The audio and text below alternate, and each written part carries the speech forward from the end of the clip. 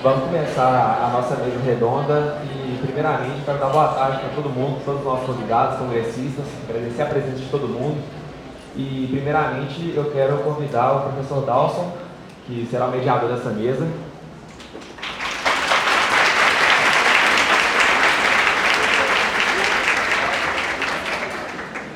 Bom, e antes do professor Dawson começar, eu vou somente reforçar o nome da mesa redonda, que será Desafios da Diplomacia Brasileira no Século XXI. Obrigado.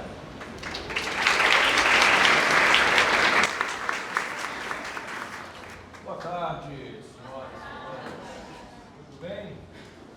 Alegria enorme para mim voltar a esta casa em que eu trabalhei há bons 15 anos, mais ou menos. É muito legal rever esse lugar, que tem uma historicidade, vocês sabem, não é? Essa arquitetura, essa beleza toda, ela é explicada por fatores históricos, inclusive. Esse é um lugar muito especial. É um dos templos do saber aqui em Belo Horizonte. E para mim é uma honra enorme, enorme, enorme participar do ENERE, de que eu participo desde que eu era aluno. Então, assim, uns bons 20 anos de rodagem em ENERE. Mas sempre se renova a alegria, a emoção de estar com vocês aqui, conversando sobre temas de relações internacionais, política, e no caso de hoje, de diplomacia brasileira. Responsabilidade minha é grande, porque eu vou estar conduzindo uma mesa que só tem estrela, né? Assim, é uma banda de rock daquelas de alto nível. A mesa se intitula Desafios da Diplomacia Brasileira no Século XXI e tem como integrantes, e aqui eu vou convidar inicialmente a tomar assento, depois eu apresento um breve currículo de cada uma e de cada um, mas eu vou convidar para estar aqui do meu lado, em primeiro lugar, a minha querida amiga embaixadora Irene Vidagallo.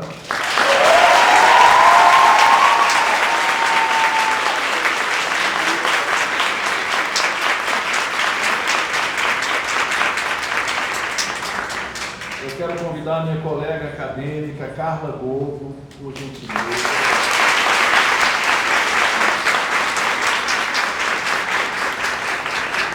Vou chamar aqui também para ficar do meu lado o diplomata Felipe Nasser, conselheiro Felipe Nasser.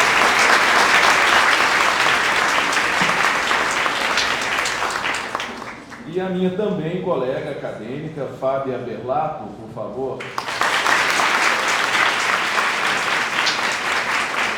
Aqui pode se assentar. E aqui vai funcionar mais ou menos assim, pessoal. Me caberá ao longo dessa 1h30, mais ou menos, tentar fazer, enfim, uma conversa dinâmica em que cada uma e cada um tenha mais ou menos 10 minutos para apresentar os seus pontos inicialmente. Então esse é o desenho que está proposto. A gente faz um ordenamento aqui, tentando entremear vozes da diplomacia e da academia, tá? Ao fim das 4 falas, eu vou tentar fazer um apanhado, fazer alguma amarração das falas, a minha leitura, o meu entendimento do processo. E depois, por que eu estou propondo isso? Para que a gente tenha bastante tempo para conversar. Bastante, assim, 30, 40 minutos. Vocês vão poder torpedear perguntas, eu vou adorar receber essas perguntas e repassar para as colegas e para os colegas na mesa. Gente, obrigado pela presença massiva, muito bonita dessa sala, e obrigado pela organização do ENERE, genial também, vocês mandaram muito bem, belíssimo evento, tá? E vamos lá, não vamos perder tempo não, eu vou convidar para iniciar as falas a embaixadora Irene Vidagallo, uma brevíssima apresentação, e é brevíssima mesmo, porque se eu fosse falar o currículo inteiro, a gente não sairia tão cedo daqui. Irene, ela é ministra de primeira classe da carreira diplomática. Ao longo de 4 décadas de serviço público, ela já ocupou diferentes posições em diferentes partes do mundo, com uma destacada atuação em temas de África, do continente africano. Ela foi embaixadora do Brasil em Accra, Gana, entre 2011 e 2017. Foi fundadora e a primeira presidente da Associação de Mulheres Diplomatas Brasileiras, a AMDB, é mestre em Relações Internacionais pela UNB e autora do livro Política Externa com Ação Afirmativa, Projeto e Ação do Governo Lula na África, 2003 a 2006, pela editora da UFABC, o livro é de 2019. É muito legal, Irene, ter você aqui, porque além de toda a representatividade da sua importância no debate público, não é? Todo mundo te conhece aqui, deu para perceber, e você é uma diplomata que tem currículo Lattes. Eu acho isso extraordinário também. Não é todo diplomata, os dois aqui têm. E isso me ajudou muito, inclusive, a fazer essa pesquisa, né, biográfica e bibliográfica. Mas quero muito te ouvir as suas impressões sobre a diplomacia brasileira e, claro, a questão que nos move aqui, quais são os desafios dessa diplomacia brasileira no século XXI. Com você. Né? La pelota está em tu cancha. Obrigada. Boa tarde. Eu devia pegar as notinhas, mas eu nunca sigo, então melhor eu deixá-las lá, né, descansando assim, tá? Então eu posso até tirar o óculos. Gente, que alegria estar aqui com vocês. Vou olhar aqui porque eu gosto muito de falar. Quem aqui já me ouviu, alguns já terão me ouvido, sabe que eu começo sempre com uma piadinha. E a piadinha é a seguinte: se eu tremer a mão aqui no microfone é normal, é a emoção de estar falando com vocês, porque, sobretudo, se eu gostasse muito de microfone, eu ia ser cantora, eu ia ser diplomata. Então, olha, brincadeiras à parte, a gente está aqui para falar de um tema que são os desafios da diplomacia brasileira no século XXI. Eu queria, antes de mais nada, dizer para vocês que o professor Darson está aqui não para ser um mediador. Ele está aqui porque a gente quer que ele represente aquela parte da academia que vai se juntar a nós, diplomatas, num debate que é o grande desafio da diplomacia brasileira. Aí vocês vão falar assim: qual é esse desafio? O contexto internacional que muda tanto, as dificuldades de ser uma potência média num ambiente tão incerto. Essas são, sem dúvida, grandes questões que a diplomacia brasileira tem que resolver. E tenho certeza que meu colega aqui, o conselheiro Felipe Nasser, vai ter o maior prazer e competência para falar disso. Só que nós temos outros desafios. E eu estou aqui falando pela primeira vez no ENERE como sindicato de diplomatas brasileiros. Nós temos um sindicato, vocês sabiam disso? A gente tem a Associação dos Diplomatas Brasileiros, que também é um sindicato. E esse nosso sindicato tem hoje uma chapa, que pela primeira vez é uma chapa formada de baixo para cima. Embora nós tenhamos um embaixador como presidente da chapa, da atual diretoria, essa chapa, ela entra dentro do Itamaraty construída para um movimento de jovens diplomatas, ou daqueles diplomatas menos jovens na idade, mas certamente bastante mais modernos do que a tradição da liderança diplomática brasileira. E esse grupo entra exatamente para dizer o seguinte: o Itamaraty está em crise. E por que eu quis vir até aqui falar com vocês? Porque eu imagino que muitos de vocês pensem eventualmente em fazer carreira diplomática. Então, eu venho aqui trazer duas palavras de ordem para vocês. E são palavras de ordem que eu vou falar de uma forma, primeiro, vamos dizer assim, mais contida, e depois de uma forma comício, como eu gosto, né? Eu também, outra brincadeira que eu falo sempre, tem ali um querido com que eu tive na quarta-feira, eu digo assim: eu nunca tenho PowerPoint porque as minhas falas nunca são organizadas, eu sempre falo feito um comício. Político não leva PowerPoint, né? Então sou eu essa, eu venho aqui fazer comício com vocês. Duas palavras: primeiro é consciência da situação da diplomacia brasileira, então consciência, e a outra é engajamento. Engajamento, ação. E Isso seria o plano erudito, né? O plano corriqueiro, que eu tenho que falar para vocês, eventuais candidatos à carreira diplomática, é o seguinte: se orienta, e o segundo é bora trabalhar. Se orienta porque, se vocês que estão pensando em entrar na carreira diplomática não têm consciência de quais são os desafios que hoje nós temos na carreira, vocês vão entrar com uma ideia que é falsa.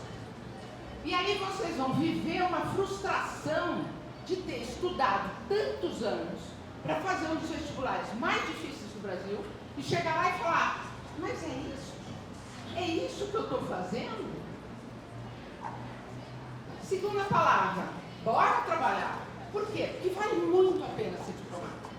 Vale muito a pena. Eu adoro meu trabalho, tenho certeza que o Felipe também. E eu acho que qualquer um de nós que entrar na carreira, e vocês, vão sentir imensa satisfação de representar o Brasil. É um privilégio para todos nós. E será para quem entrar se juntar. Só que a gente tem que mudar as condições que a carreira hoje está organizada. E o nosso sindicato quer fazer isso. Essa é a nossa luta. Para fazer isso, a gente tem que partir de um diagnóstico, qual é a situação, e para fazer esse diagnóstico, a Carla e a Fábia, que são duas pesquisadoras que estão trabalhando conosco no sindicato, elas vão trazer mais dados para vocês. Eu vou trazer um panorama geral. Dito isso, considerando o diagnóstico, a gente pode passar para a ação. O que a gente quer fazer? O que a gente quer fazer é uma reforma da carreira. E essa reforma da carreira, ela tem que nascer com vocês. Porque quem está lá dentro, a boca já entortou. Né? Sabe aquela história que o cachimbo entorta a boca? Quem está lá dentro não consegue mais olhar fora desse viés. Um viés que é arcaico. A nossa instituição hoje é arcaica. Ela está distante do melhor do funcionalismo público brasileiro. E não está distante na qualidade. Não, a despeito, a gente não consegue, sabe, como produzir alguma coisa. A nossa qualidade é boa, mas a gente pergunta, eu pergunto, será suficiente? A gente não precisa de uma diplomacia maior, de uma diplomacia mais bem estruturada para responder aos imensos desafios que se quer de um país do tamanho do Brasil? Muito recentemente, o Matias Spector deu uma entrevista no Reconversa. Se vocês não viram, recomendo que vejam, assistam. E o Matias falou uma coisa que eu, quando estive no Reconversa, também falei, que é o tamanho da diplomacia brasileira. A gente não pode ser uma diplomacia de um tamanho de um país como o Brasil, tendo 1.400 diplomatas. Não cabe Brasil em 1.400. O que a gente está fazendo? A gente está transferindo a atividade diplomática para outras áreas do governo federal. E aí você fala, isso é ótimo, porque afinal de contas a gente tem que compartilhar, sociedade civil tem que participar, né, professor Zato, sociedade civil, que ótimo que ela tem que participar. Só que isso é um instrumento político que pode se voltar contra nós. Pode se voltar contra nós, progressistas, pessoas que querem ver a diplomacia representando um bem de Estado. Porque o que acontece também, por exemplo, nessa situação, e agora fazendo um corte assim, né? Eu não quero falar de política, mas é inevitável, o que a gente vê é que os países em que é de extrema direita, a senhora do poder, esses países, os governos diminuem o espaço da diplomacia. Porque a diplomacia é um espaço da soberania, uma soberania de Estado, não uma soberania de governo. E essa soberania de Estado, ela tem que ser posta para fora. Quando você tem um projeto de Estado mínimo neoliberal que reduz a diplomacia brasileira a 1.400 diplomatas, a gente está fazendo com que os grandes temas de interesse da diplomacia brasileira comecem a ser discutidos em espaços de poder onde ninguém tem que passar pelo exame que vocês não têm que passar para entrar no Itamaraty, que eu tive que passar, que o Felipe teve que passar. Então, os grandes casos da expressão da soberania, da luta pelo interesse brasileiro, vai parar na mão de outras pessoas que podem estar legitimamente, não estou diminuindo a legitimidade, mas eu estou dizendo que é um risco. E eu, como representante de uma instituição que eu prezo e que eu acredito que tem muito a fazer pelo Brasil, eu estou naquele grupo, e junto com nós, o nosso sindicato, que entende que a diplomacia tem que ser preservada como espaço de atuação de um grupo muito bem preparado e que pensa no interesse do Brasil. E que é capaz de pensar no interesse de um Brasil múltiplo, diverso. Então, por exemplo, na nossa chapa, na nossa proposta de atuação, a gente vê uma reforma da carreira diplomática em que nós mudamos questões de curto prazo, médio prazo e de longo prazo. No curto prazo, a gente precisa melhorar critérios, por exemplo, de promoção, remoção. O Itamaraty, quando eu falo que a gente não está bem na foto, nós somos, talvez, do governo federal, a instituição menos republicana. Desculpe, Felipe, vai te cobrar, vai ficar para ele a responsabilidade de me desdizer, né? Mas, enfim, se quiser eu fazer, fica à vontade. O espaço é livre do debate. Nós somos a instituição menos republicana da esplanada dos ministérios. Nós fizemos do Itamaraty uma torre de marfim que ninguém entra, ninguém sabe o que acontece lá dentro. O que acontece lá dentro? Não sei. O resultado é bom, né? Então, uma vez eu fui falar com a ministra Esther Dweck, quando eu ainda era presidente da Associação das Mulheres, e fui levar a ela a questão das mulheres, e ela disse, no Itamaraty a gente não mexe. Itamaraty, Banco Central e Forças Armadas são aquelas áreas que estão fora do escrutínio democrático. Então a gente precisa mudar isso, a gente precisa trazer. E eu digo que quando eu era na Associação das Mulheres Diplomatas, a gente não quebrou o teto de vidro, mas a gente rompeu as paredes da opacidade do Itamaraty. A gente trouxe para fora, para o espaço público, as circunstâncias em que, por exemplo, as mulheres estão dentro do Itamaraty. O nosso sindicato, a nossa posição, e eu falo nosso porque eu sou a mais velha, hoje eu já sou a mais velha em todo lugar, mas não tem problema. Tem meninos jovens que pedem que eu venha falar em nome deles. Que legal. Tento cumprir esse papel de falar a voz de quem quer mudar. Por quê? Uma pessoa como eu estou feita na vida. É o que eu digo. Para mim, nada mais. É para vocês que estão entrando agora. Então é importante que vocês saibam que, neste primeiro momento, o que nós precisamos? Uma reforma que traga transparência para os mecanismos dentro do Itamaraty. E a gente precisa que vocês, na universidade, como os professores, reclamem isso. Vocês têm que nos ajudar na luta por essas questões. Porque se ninguém olha o Itamaraty, porque o Itamaraty está entregando bem, mas a pergunta é, a gente tem que entregar melhor e a gente tem que assumir o aspecto republicano que eu insisto tanto. Bom, no médio prazo a gente tem que fazer uma reforma da carreira. Essa reforma da carreira tem que mudar o entendimento de que nós estamos associados à hierarquia. Qualquer um de vocês, quando entrar na carreira, não pode esperar chegar embaixador. Tipo assim, eu vou ser embaixadora, eu vou ser embaixadora. Gente, é legal servir o Brasil independente de ser embaixador, entendeu? É legal. Aliás, eu só servi o Brasil como embaixadora uma vez. Tem 40 anos de carreira que foram absolutamente fascinantes em todos os seus momentos. Quando eu era terceira secretária em Portugal, ninguém aqui sabe desse assunto, mas vamos olhar na história, houve um grande debate em torno da certificação de títulos de dentistas. Brasil e Portugal quase entraram em guerra, por assim dizer, e eu era terceira secretária, eu era desk do assunto, eu cuidava do assunto mais importante que tinha nas relações Brasil e Portugal. Então, ser diplomata é sempre bom. Agora a gente precisa desassociar a hierarquia das funções que a gente tem. Nós hoje temos um desemprego funcional no Itamaraty. Tem um monte de gente de alto cargo, que é quase o meu caso, eu sou número 3 no escritório do Itamaraty em São Paulo. Eu sou a número 3 no escritório do Itamaraty em São Paulo.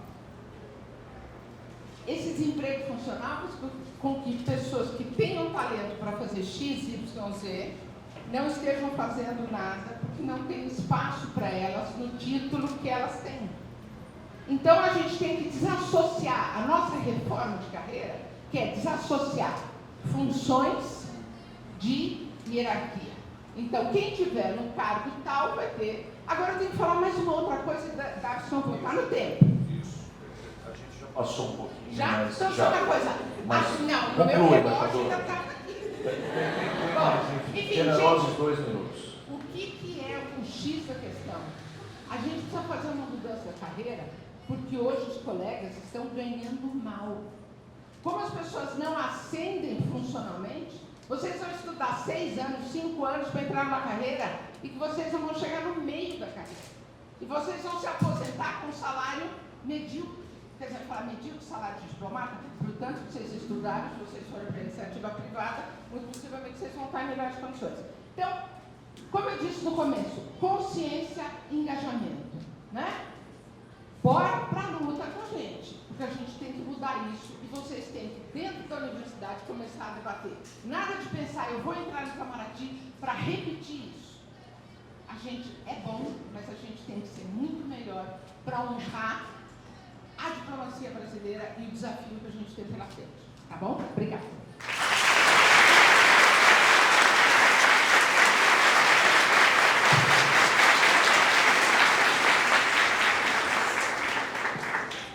Obrigado, Irene. Ótimo te ouvir sempre. Excelente fala. Sem delongas, eu convido a Carla Gogo. Professora Carla Gogo é doutora em Sociologia pela Unicamp, possui mestrado em Ciência Política pela USP, graduação em Ciências Sociais pela Federal do Paraná, coordenou até o fim de 2014 cursos de Ciência Política IRI do Centro Universitário Internacional, UniInter, e atualmente é professora dos cursos de Jornalismo, Publicidade e Propaganda da ESPM, pesquisadora do Laboratório Cidades Criativas, a ESPM Rio, e do Observatório de Elites Políticas e Sociais do Brasil, na Universidade Federal do Paraná, e ainda do Laboratório de Estudos de Gênero e Interseccionalidade, na Federal Fluminense. Fique à vontade, professora, você tem 10 minutos para apresentar o seu ponto. Obrigada, Davison. Gostaria de agradecer aqui a mesa. Um desafio falar depois da Irene, mas vamos lá. Eu venho trabalhando com a ADB, com a Associação de Diplomatas, com o sindicato, há mais de 2 anos, numa pesquisa, eu e a Fábia, uma pesquisa bastante grande sobre o perfil da diplomacia brasileira, que é parte da minha pesquisa também de doutorado, que eu analisei quem são os diplomatas, quem são, onde são, o que comem e por aí vai. Então, era esse o meu interesse na minha pesquisa de doutorado, era tentar entender um pouco melhor o perfil social da diplomacia brasileira, e esse estudo a gente também fez com a ADB, observando daí os grupos minorizados e minoritários, mulheres, negros, LGBTQI, APM+. Então, eu vou falar um pouquinho aqui, e a fala da Irene, tem 2 ganchos que eu gostaria de pegar aqui, que é a pesquisa que a gente fez qualitativa com os diplomatas, para animar um pouquinho vocês, Então, o problema que a gente verificou na nossa pesquisa, e uma reclamação muito grande, era com relação ao processo de progressão na carreira diplomática. O que é mérito no Itamaraty? Eu fiquei assustada, porque analisando e trabalhando com Itamaraty, pesquisando Itamaraty há tanto tempo, a ideia que a gente tem de fora é que o mérito funciona, que é uma instituição meritocrática e que é uma meritocracia praticamente weberiana. E daí, quando fui conversar com os diplomatas, a gente percebeu que, de fato, há uma série de problemas no que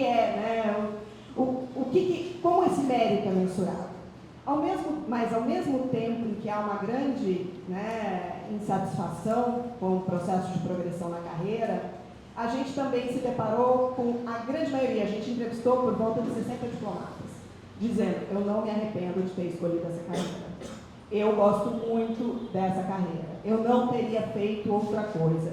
Então, o que a gente percebeu foi que, apesar da insatisfação, apesar de uma necessidade de repensar o mérito, os diplomatas, eles são satisfeitos, eles gostam, eles não se arrependeram daquilo que eles escolheram. E agora, para encadear um pouco o que eu preparei aqui para vocês, essa fala da ministra Esther Dueck é maravilhosa. né? No Itamaraty a gente não mexe. Porque no Itamaraty não se mexe. E é isso que eu vou falar para vocês. Sobre processo de politização na carreira. E eu estou falando aqui da influência político-partidária. Tá? Então a gente tem uma dinâmica política interna, que é uma coisa, e a gente tem uma influência, uma possível influência ou não, da política partidária nos processos internos do Itamaraty. E o que a gente observa é que, de fato, não há uma influência para o bem ou para o mal, e eu acho que isso está aberto à discussão, se isso é bom ou não, essa não influência da política partidária nos processos internos de promoção. Aqui, e essa é uma discussão que vem sendo feita por pesquisadores na Cienspô, na Universidade de Gotemburgo, que são esses processos de como se a política partidária influencia ou não na carreira diplomática. Então, tem alguns motivos aqui, e a gente já teve essa discussão há uns 2 anos atrás, um projeto de lei, buscando flexibilizar essa participação de políticos profissionais na carreira diplomática. Então, tem uma pesquisa que aponta quais são os problemas de você ter políticos de fora ou pessoas de fora da carreira diplomática na diplomacia. É que, primeiro, se removem considerações políticos, por que ter diplomatas de carreira é bom para a soberania nacional, para a política externa. Porque remove considerações político-partidárias, melhora o foco e o desempenho e o objetivo gerencial. A gestão pública é inerentemente diferente da gestão do setor privado, porque no caso dos Estados Unidos, por exemplo, você tem várias pessoas do setor privado que acabam sendo nomeadas como embaixadores. Eu vou falar disso um pouquinho mais à frente, rapidamente. A política externa é mais complexa e distinta de outras atividades privadas ou governamentais. Então, quais seriam os impactos de políticos profissionais podendo atuar, por exemplo, em países, nos nossos vizinhos? Que eu acho que essa é uma discussão grande que foi feita há 2 anos atrás. Políticos, de repente, do Mato Grosso, que fazem fronteira com os nossos vizinhos, quais são os interesses que eles estariam defendendo? Seriam os interesses do Brasil?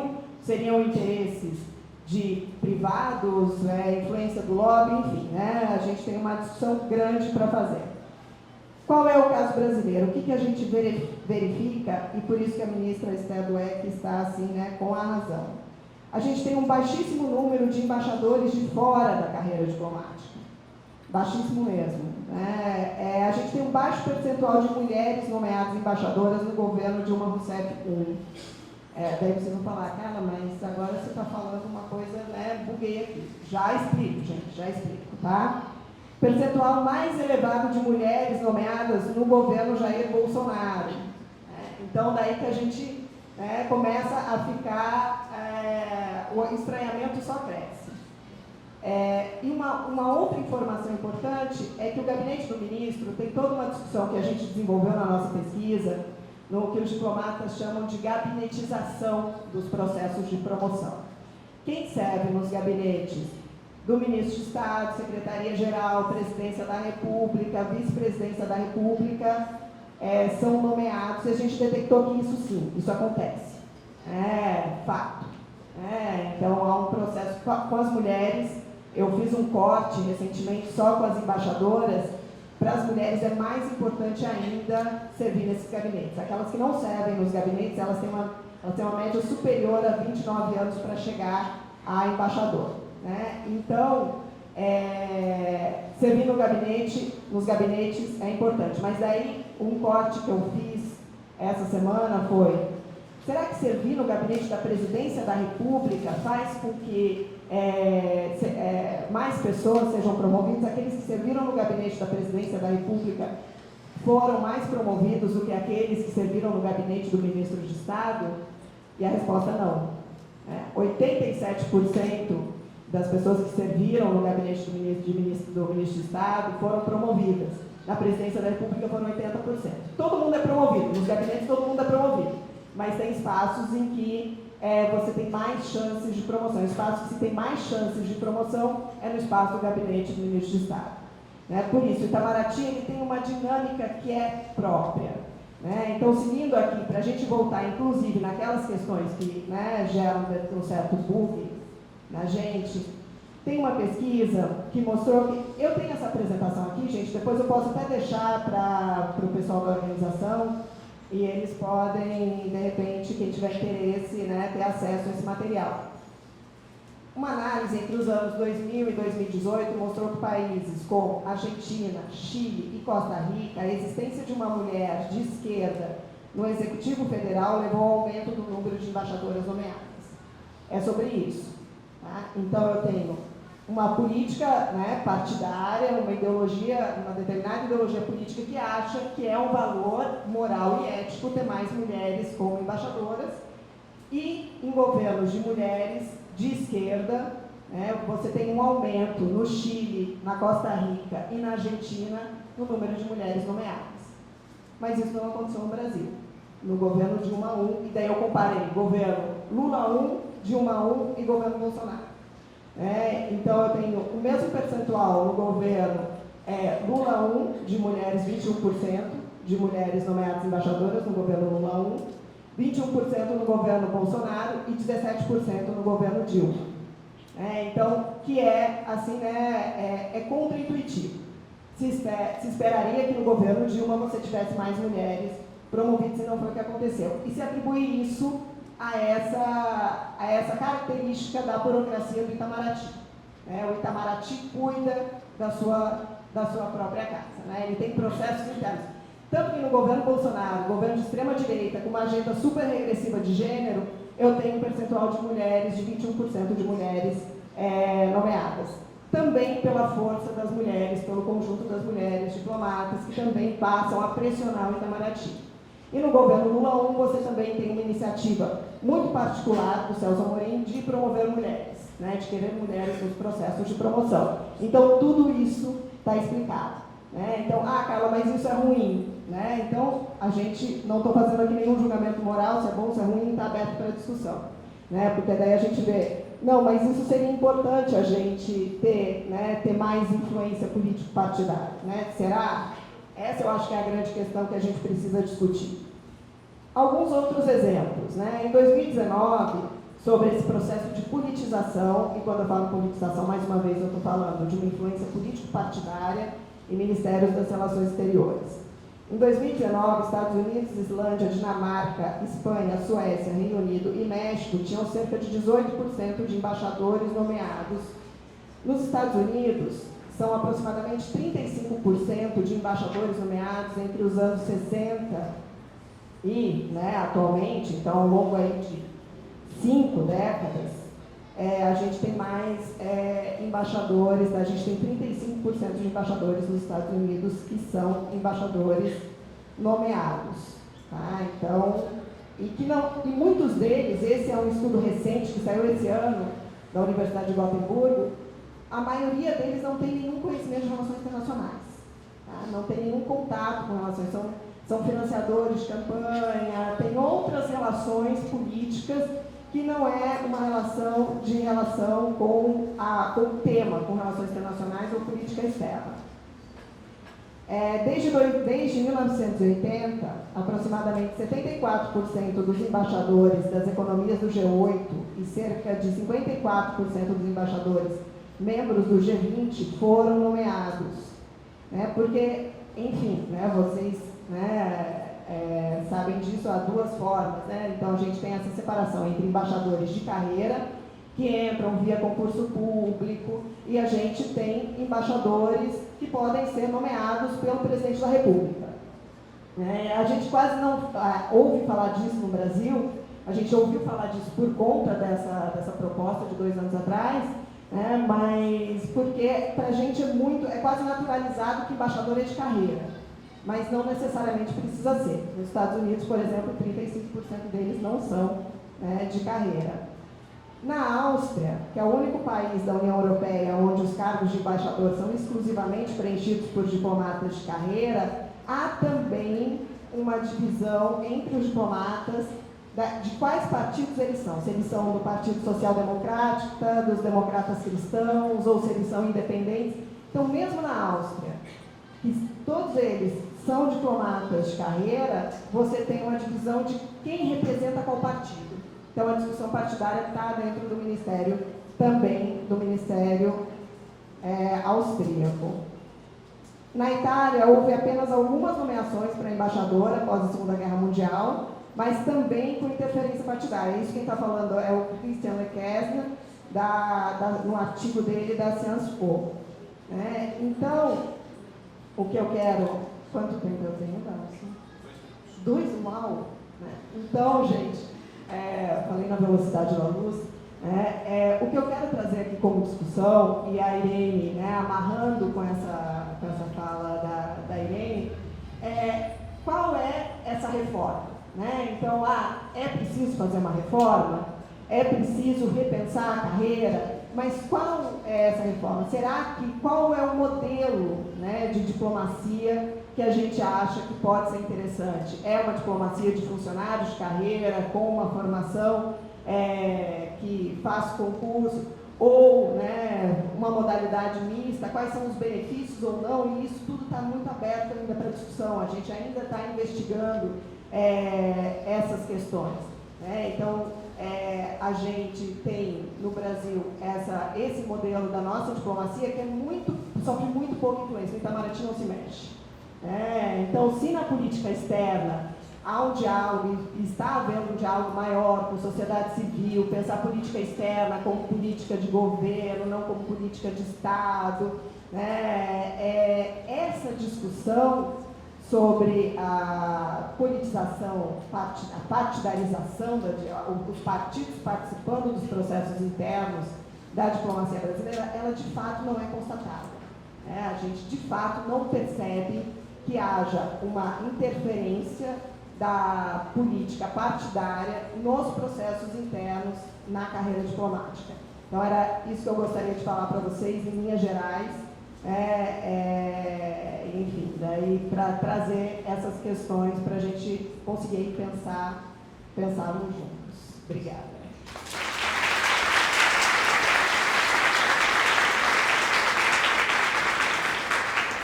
Obrigado, professora Carla, muito substanciosa, informativa essa fala. Gostei muito, apreciei muitíssimo. Depois quero ver esse relatório, hein? Esse relatório de pesquisa vai ficar muito bom.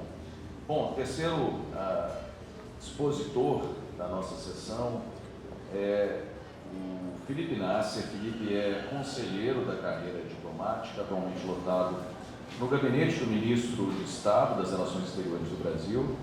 Felipe tem uma carreira, digamos, hemisférica, principalmente tendo servido em paragens como Washington, Nova York e Santo Domingo. Ele é mestre em administração pública pela Universidade de Harvard e organizador, junto de Benoni Belli, do embaixador Benoni Belli, da obra The Road Ahead, the 21st Century World Order in the Eyes of Policy Planners, que é uma obra publicada pela FUNAG em 2019. Felipe, obrigado pela presença. 10 minutos para usar como você bem entender. Boa tarde a todos e a todas. Primeiro, eu queria agradecer a organização do ENERI e muito efusivamente a ABB Sindical pelo convite, pela oportunidade. Cumprimentar aqui a embaixadora Irene Vidagala e registrar publicamente o agradecimento como integrante da carreira diplomática, funcionário do Itamaraty, pela atuação na Associação das Mulheres Diplomatas Brasileiras e também na nossa associação sindical, pela defesa dos nossos interesses, pela permanente mobilização e engajamento em prol de um Itamaraty melhor, mais democrático, mais moderno. Cumprimentar também a Carla e a Fábio, as colegas expositoras aqui, e finalmente o professor Davidson Lopes, um amigo de tantos e tantos anos, com que eu posso dizer que compartilhamos EMERES numa outra época, na condição de estudantes. Então, de modo que, pessoalmente, para mim, além de uma honra muito grande, uma satisfação pessoal, emotiva mesmo, estar aqui hoje com vocês, depois de tantos anos. Eu me propus hoje aqui a falar um pouquinho sobre os desafios, como consta no título do painel, sobre os desafios da diplomacia no século XXI, do ponto de vista da política externa do presidente Lula no seu terceiro mandato, quer dizer, na terceira década desse século XXI. Eu acho que o que é importante reter no primeiro momento é que nós vimos de pelo menos 4 anos em que o Brasil se ausentou progressivamente, depois drasticamente, da cena internacional. Então foi um processo de auto-isolamento, isolamento autoimposto, desengajamento nas questões internacionais, e que não só foram alienados parceiros importantes, históricos, estratégicos do Brasil, a exemplo dos Estados Unidos, logo quando houve a eleição do presidente Joe Biden, da Argentina, que é o nosso principal sócio estratégico do mundo, da China, que é o nosso principal parceiro comercial desde 2009, de países importantes do ponto de vista da Constituição do Estado brasileiro, como a França, além da alienação desses parceiros tão tradicionais, tão importantes, tão estratégicos, houve, na verdade, uma própria renúncia dos princípios balizadores da política histórica, da política externa brasileira, de um ponto de vista não só histórico, mas também constitucional, dado que a Constituição Federal de 88 prevê no seu artigo 4º diretrizes muito claras de como a diplomacia brasileira deve atuar no mundo.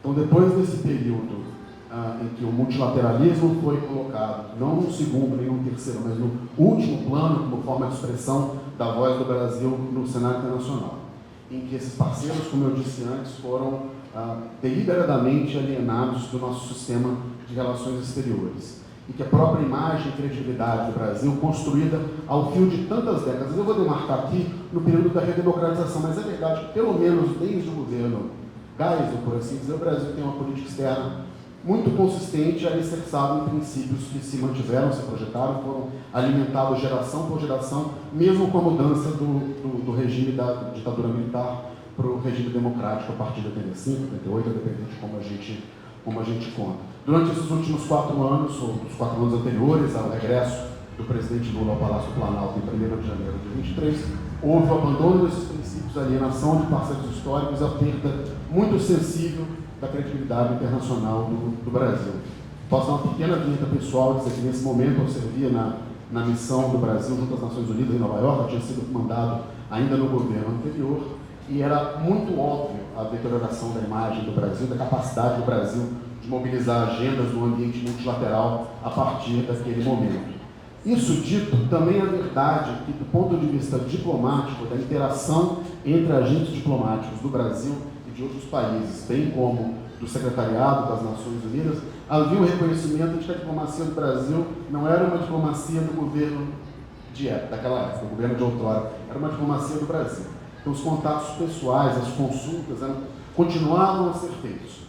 Onde a coisa não funcionava, era uma imagem do Brasil na capacidade de ditar, mover ou influenciar agendas, que é um pouco o que o Brasil faz tradicionalmente num ambiente multilateral, aí seguramente desde a redemocratização na década de 80. Foi nesse contexto que volta o presidente Lula ao Palácio Planalto, mas faço aqui uma digressão, poderia não ser o presidente Lula, tá? Poderia ser um outro presidente do campo democrático, que teria essa mesma incumbência de reconstruir a imagem internacional do Brasil, reconstruir as pontes que foram torpedeadas durante aqueles anos e demonstrar para o Brasil que aquele período foi uma exceção e não a norma. A norma é o que estamos vivendo, voltamos a viver agora. No caso específico do presidente Lula, ele tinha, por ter sido presidente 2 vezes, um trânsito internacional muito grande, por força de sua personalidade, alguns podem concordar, outros não, seu magnetismo pessoal, tinha ele próprio uma estrela que ajuda a abrir portas para o Brasil no exterior. Então, desde o primeiro dia de mandato, na verdade, desde antes da posse, recebendo delegações estrangeiras em Brasília, justamente para a solenidade da posse do seu 3º mandato, começa uma diplomacia presidencial muito ativa, mas também delegando ao Itamaraty uma grande mobilização de esforços para reconstruir essas pontes, para reconstruir a nossa imagem no Brasil, que é, do ponto de vista da satisfação pessoal, talvez até psicológica dos brasileiros, é muito grato, é muito bom ver o Brasil de novo sendo respeitado internacionalmente, mas também tem dimensões provavelmente concretas do Brasil, tem uma boa reputação lá fora, desde o tratamento aos cidadãos brasileiros no exterior até a atração de investimentos, promoção de comércio, que trazem emprego, renda para o trabalhador brasileiro. Então, esse esforço tem sido feito ao longo dos últimos 18 anos de uma maneira muito dedicada, consistente, deliberada, quer dizer, uma grande intensidade de visitas presidenciais. Eu não vou aqui aborrecer você com uma lista das visitas que o presidente ou o ministro Mauro Vieira, com quem eu trabalho, fizeram ao longo desses 18 meses, mas basta dizer que entre junho e agosto do ano passado, o presidente Lula teve uma visita como convidado à reunião do G7, reunião de cúpula do G7 em Hiroshima, no Japão, e logo depois a reunião dos BRICS na África do Sul. São pouquíssimos países do mundo, talvez só o Brasil e a Índia, que têm a capacidade, o condão de serem convidados para dois fóruns que, para muitos, para a imprensa ocidental, são vistos como antagonistas. Essa é uma característica muito especial do Brasil e faz parte da reconstrução das nossas pontes com o mundo inteiro, baseado num dos princípios que também tinha sido sacrificado naquele passado recente, que é o princípio do universalismo nas relações exteriores do Brasil. Quer dizer, a capacidade, disposição e vontade do Brasil de manter relações amistosas, profícuas, com alguns mais, com alguns menos, com virtualmente todos os membros da comunidade internacional. Eu acho que eu fico nesse exemplo particular, porque eu acho que ele é ilustrativo. As outras visitas, viagens e também a recepção de autoridades estrangeiras são todos muito importantes. Começar pela visita feita ao presidente Biden, 40 dias de mandato em fevereiro de 2023, seguida em abril, só não foi antes que o presidente Lula teve uma outra situação de saúde, feito a China logo depois. Quer dizer, outro exemplo da capacidade, disposição e do respeito que o Brasil, de novo, num período de normalidade, na raia da normalidade, conquista, volta a conquistar ou volta a ocupar esse espaço no mundo. Feita essa primeira observação, talvez mais institucional, propriamente, eu proporia aqui uma reflexão que a gente pode compartilhar num segundo momento. Quer dizer, o presidente Lula volta ao poder, ou volta-se um modelo Nova República de se fazer a diplomacia a Brasília em 23, mas o ambiente internacional que se encontra naquele momento não é um ambiente internacional que, por exemplo, o presidente Fernando Henrique herdou em 95, ou que o presidente Lula recebeu em 2003, talvez já seja um mundo que começou a se criar, por coincidência, quando a presidenta Dilma chegou ao poder em 2011, que é um ambiente internacional formado por na falta de melhor palavra, de um azedamento do clima de cooperação internacional, de uma erosão progressiva do respeito ao direito internacional e às normas internacionais, ao recrudescimento da competição desabrida, agressiva das grandes potências, e isso inclui Estados Unidos, inclui Rússia, inclui China, poderá incluir outros, e talvez o marco fundacional desse momento é não a Primavera Árabe em si, mas o fracasso da Primavera Árabe em trazer direitos e melhoria das condições de vida daquelas populações que insurgiram e como isso se traduziu, primeiro num clima de acirramento das tensões internas dos países, depois em guerra civil e uma contaminação do ambiente no Oriente Médio como um todo. Nesse momento, as grandes potências também entram em campo. Você tem, especialmente na Síria, uma espécie de guerra por procuração, quer dizer, a guerra civil síria continua a rigor, mas teve seu pior momento ali na primeira década, primeira metade da década de 2010, e isso gerou um ambiente internacional que permitiu, encorajou, facilitou, deixa eu escolher o verbo para vocês, a invasão, a ocupação, na verdade, a anexação da Crimeia em 2014. E esse é o grande ponto de inflexão para esse clima que eu estou chamando aqui de azedamento do clima internacional, do clima de cooperação internacional, outra expressão que eu gosto, da banalização do uso da força nas relações internacionais e do sacrifício das normas internacionais do direito internacional. Então é nesse momento que, quer dizer, como fruto desse processo que veio sendo fermentado ao longo desses últimos 11, 12, 15 anos, que o presidente Lula e esse time volta a Brasília. Além disso, quer dizer, além dos elementos propriamente que compõem o cenário internacional, você tem as mudanças climáticas deixando de ser uma ameaça, um cenário, uma prospecção, e passando a ser um fenômeno perfeitamente palpável nas sociedades, especialmente em países mais pobres e mais vulneráveis. Você tem o advento, por exemplo, quer dizer, a aceleração do desenvolvimento tecnológico, muito particularmente a chegada, o advento da inteligência artificial, e o último fenômeno que a embaixadora Irene já aludiu, que é, digamos, a desinibição da extrema-direita, inclusive em democracias estabelecidas. Quer dizer, nesse caldo, de um lado do ponto de vista geopolítico, do outro tem um outro componente ambiental, um terceiro ideológico, um político, quer dizer, com efeitos muito práticos na política interna dos países, e acho que não há vergonha ou pudor em dizer que o Brasil atravessou por esse processo, os Estados Unidos atravessaram. Alguns talvez possam dizer que alguns dos nossos vizinhos, ou pelo menos um dos nossos vizinhos mais próximos, está atravessando agora, somado quer dizer, compõe esse cenário de desafios que se sobrepõem, se mesclam, se aglutinam, formando uma realidade internacional muito mais difícil de se navegar do que aqueles próceres da redemocratização e da implementação da diplomacia brasileira durante os processos, esses anos virtuosos da democracia brasileira navegavam. Então, nesse mundo que nós operadores operamos, que é o mundo que vocês, estudantes, os acadêmicos, escrevem, pensam, refletem, publicam sobre isso, têm que analisar, e é um ambiente de trabalho em que vocês, futuros analistas, futuros diplomatas, futuros funcionários de organismos internacionais, futuros consultores também vão navegar. Por isso eu gostaria de terminar deixando uma nota de otimismo, porque o futuro também pode ser melhor, porque essa história também funciona em ciclos, assim como tivemos um ciclo bastante virtuoso, tanto internamente no Brasil como na projeção da nossa política externa, tenho certeza que o outro também virá. Obrigado.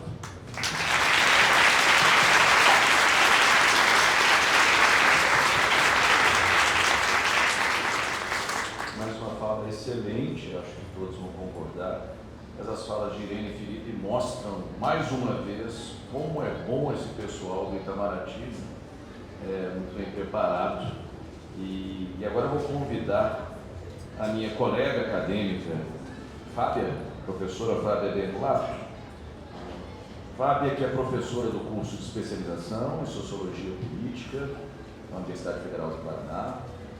Ela integra o Centro de Estudos de Segurança Pública e Direitos Humanos do Observatório de Elites Políticas e Sociais do Brasil da Universidade Federal do Paraná e faz atualmente o seu pós-doutorado na Escola de Administração Pública e Governo da Fundação Getúlio Vargas, em São Paulo.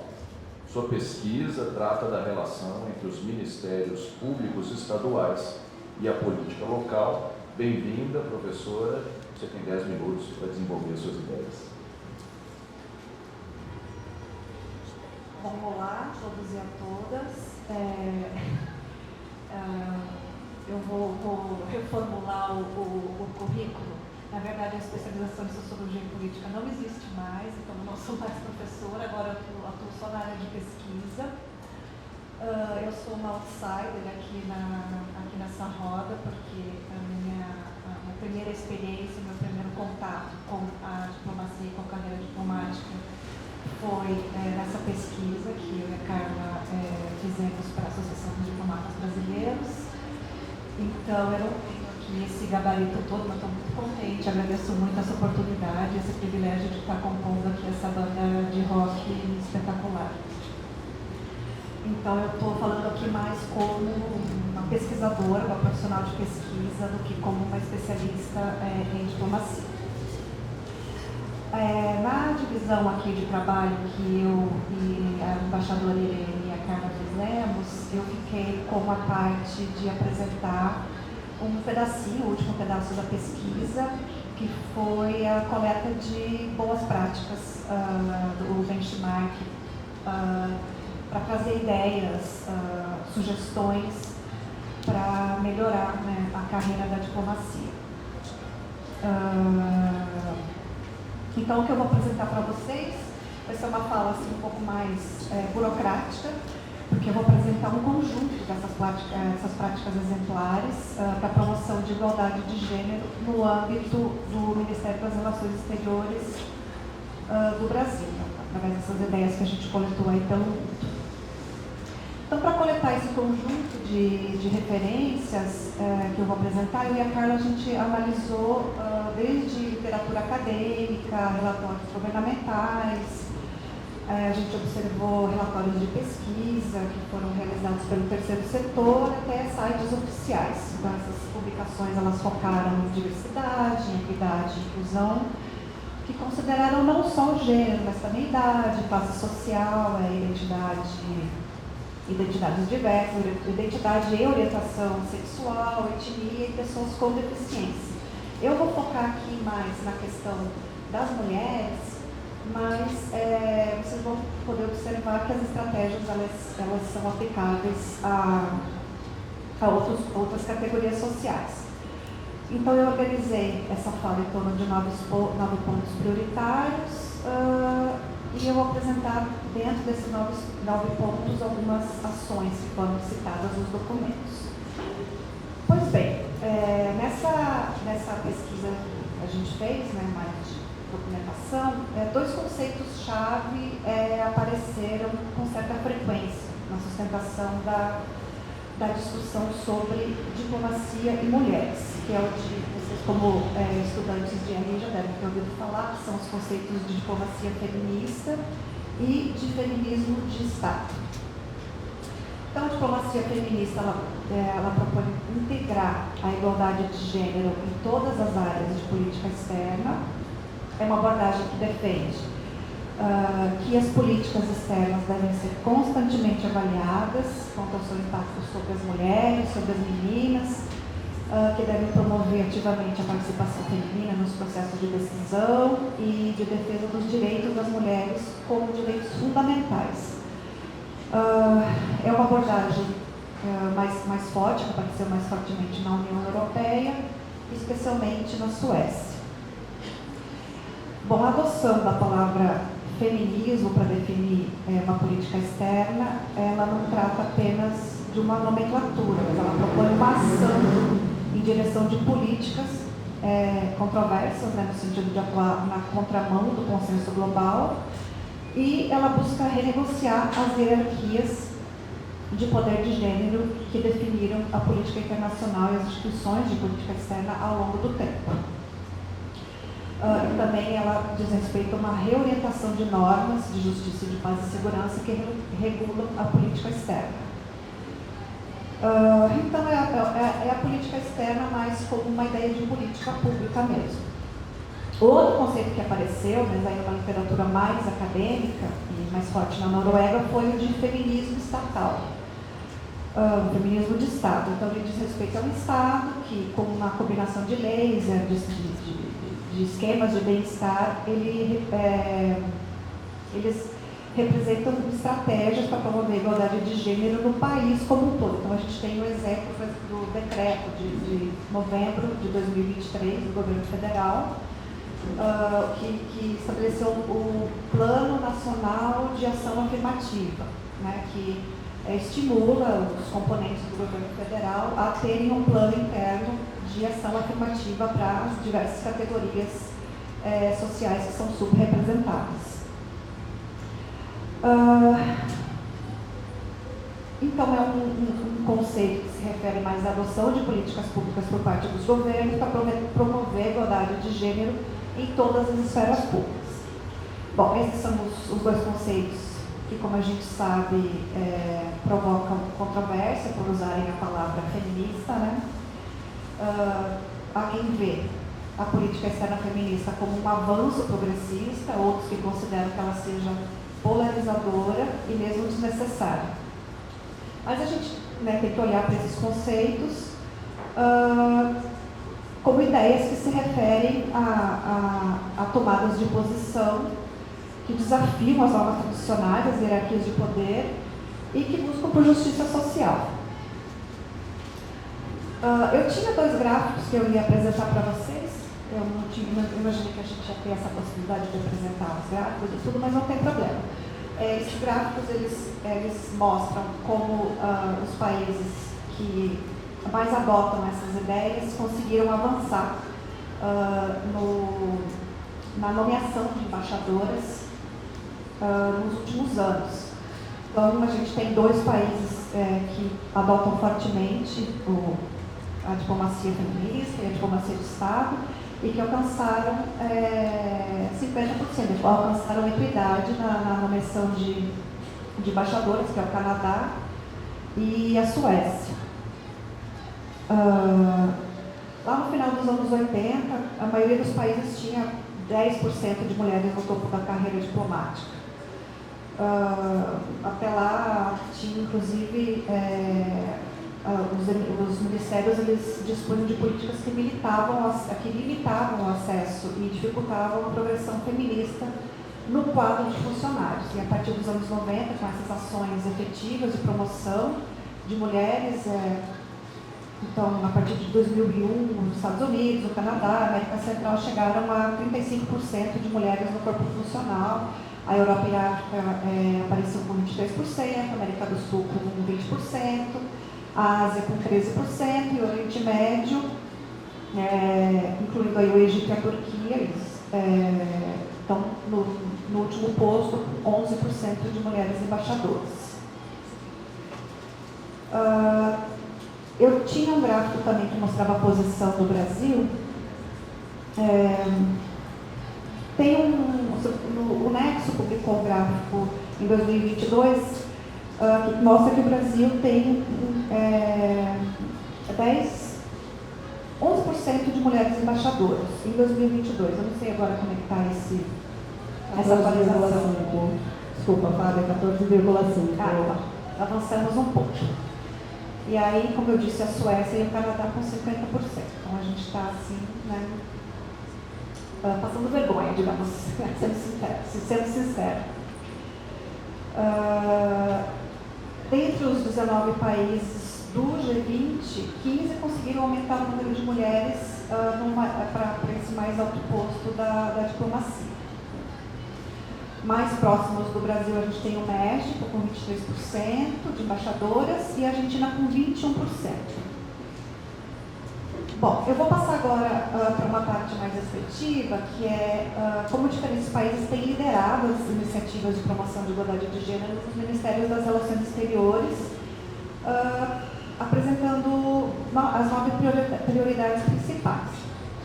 Então, a primeira prioridade seria a criação de unidades dedicadas, né, à promoção de igualdade de gênero dentro do Ministério, que tenha poder, que se dediquem e que liderem esse processo de equidade para garantir a integração das perspectivas de gênero em todas as áreas do Ministério. Essas unidades, elas teriam o papel de monitorar o desenvolvimento e implementação de planos de igualdade, representariam o Ministério em diferentes fóruns nacionais e internacionais para garantir essa inclusão. A gente tem exemplos que aplicaram, a Suécia e a Alemanha aplicaram essa estratégia. A prioridade 2 seriam, então, os programas de treinamento e educação sobre diversidade, sobre igualdade de gênero e de direito de mulheres para todos os funcionários, inclusive e principalmente para os sêniors, né? A embaixadora Irene falou que é mais difícil, né? Que já tem uma mente mais, uns valores mais arraigados, o pessoal, né, com uma carreira mais avançada, tanto na sede quanto no exterior. Aí a gente teria também a prioridade 3, que seria estabelecer metas e métricas para promover para os processos de promoção e de remoção. Foi falado aqui como esse é um problema que foi bastante comentado na pesquisa. As pessoas acham que os diplomatas que a gente consultou consideram esses processos muito pessoalizados, muito políticos e pouco objetivos. Então, tá bom. A próxima, a prioridade 4, seria o recrutamento, né, seria um protocolo de seleção mais sensível ao gênero, né, que considere a diversidade. Então, que tenha campanha de recrutamento com incentivo para as mulheres e membros dos grupos subrepresentados, programas que prevêem a participação e engajamento de diplomatas em eventos de recrutamento, como aqui, por exemplo,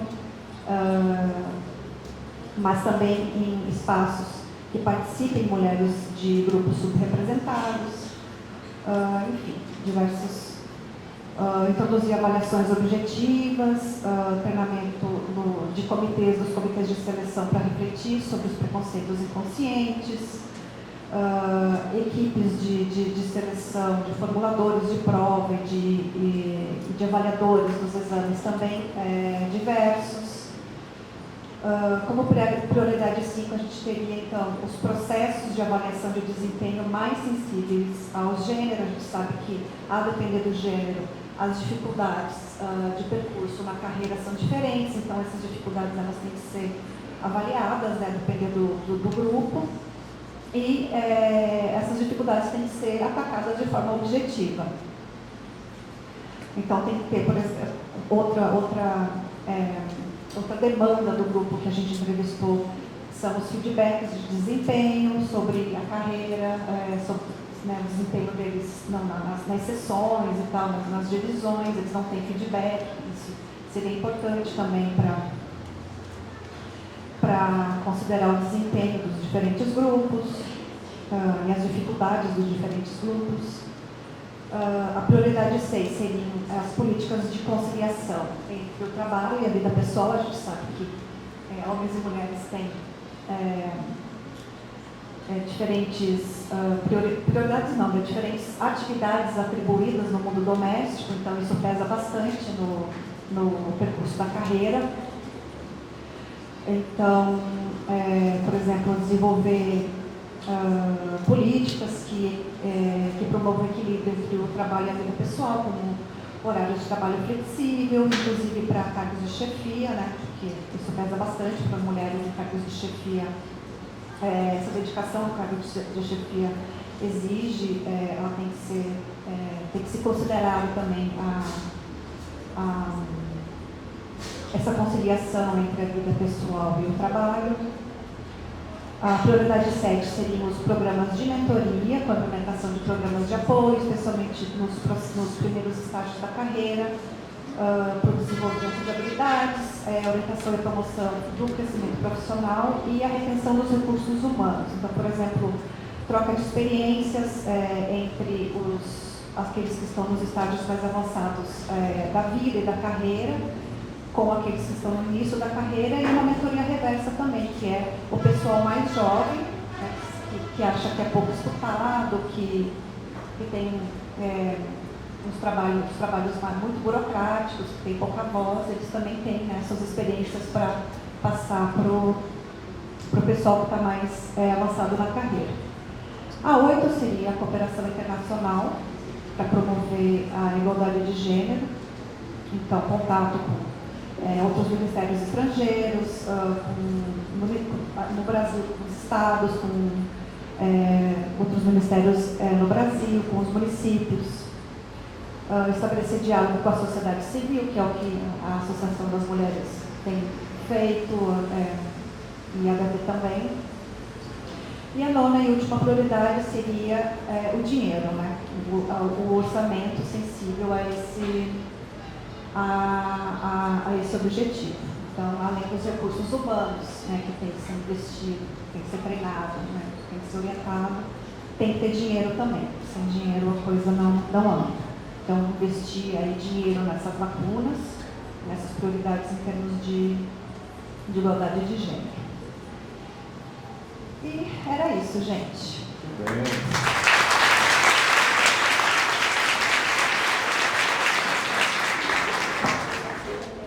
Fábia, ela trouxe não só um diagnóstico muito bem feito, mas prescrições. Eu acho que isso é muito importante, porque coloca o debate em um outro patamar já, né? A gente está debatendo sobre propostas, exato.